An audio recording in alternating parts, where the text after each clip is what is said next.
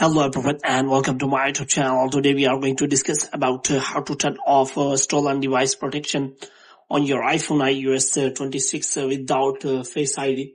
For example, if you try to change the passcode, any password on your iPhone iOS 26, and it will ask for your stolen device protection or security delay on your iPhone iOS 26. So how you can toggle this? For this, what you have to do, you have simply watch this video completely. So without wasting any time, let's start the video. So first of all, what you have to do, you have to make sure that you are connected to a proper Wi-Fi and internet connection. And after that, what you have to do, you have to simply go to settings, and after that you have to simply go to general, and in general you have to scroll it down until you find the option of transfer or reset iPhone.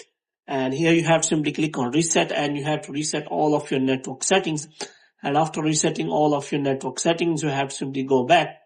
Now what you have to do, you have to simply go to settings again, and this time you have to look for the Face ID and passcode, and you have to make sure that you remember your passcode. And after providing the passcode, you have to look for the stolen device protection.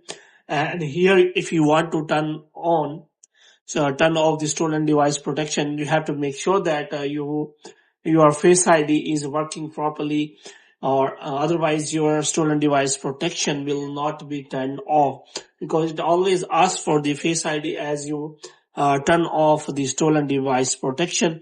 Then if you want to turn off the stolen device protection, you have to provide your Face ID. If it is not working well, your Face ID, then you have to make sure that you repair your Face ID, or you try to change your Face ID, and after that you try with another attempt, so that you can simply turn off the stolen device protection. As your stolen device protection is on, your Face ID will also not be changed. So you have to make sure about that before turning on the Face ID. So you have to make sure that before using the Face ID, you can simply turn off the Face ID if you do not want to use it. So here is options available.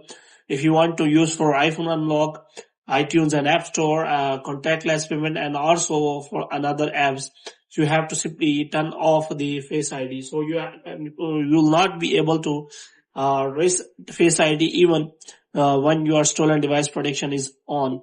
So if you want to turn off the stolen device protection, your Face ID must be working. So hope you have liked this video. If you get more videos like these, you can subscribe our channel.